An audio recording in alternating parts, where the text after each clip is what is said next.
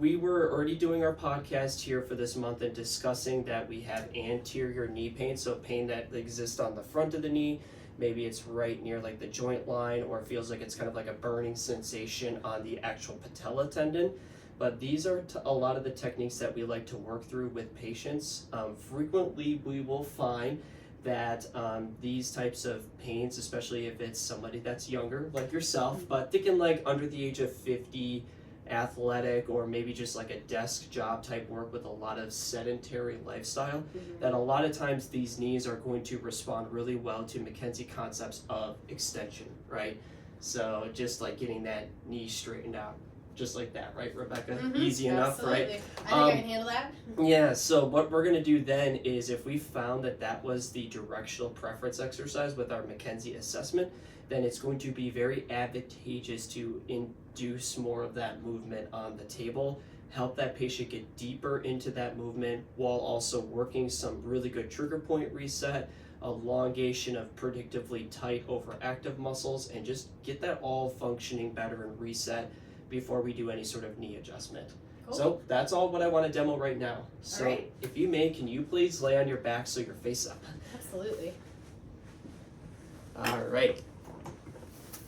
So I'm going to show a little bit on both knees, but what I'll do is just give a little bit of a demo of some of the top techniques. So again, we figured out that straightening the knee, so going into this direction that we call extension, is going to help a little bit more. I'm just actually curious which one's your stiffer one. Maybe this one a little bit more, so your right one. Bit more, yeah, exactly. So you felt like a little more block on that. So what we would do is I'd actually kind of bring her knee over to the side of the table here, and we're going to repetitively help her get more of that deeper knee straightening. And while we are functionally working through that motion, it's really good to then actually get our index fingers, thumbs, middle fingers, and actually use those as basically really good muscle reset levers. So I could work through the back of the knee on the hamstring complex, so I'm doing overpressure pain while I really help her straighten that out. How's my pressure on that? Good. It's comfortable. It's strong. But... Is it strong? Too strong? Nope. But you can kind of feel that sort of digging out the muscle. It's a little uncomfortable, but like maybe a line you hear a lot in your practice as well too, like good pain. Yep. Good pain, definitely. There's like a good productive pain, and then now we're just draping our way down. I'm kind of now on the top part of your calves. We can also go back and kind of hit some of like the top of the hamstrings.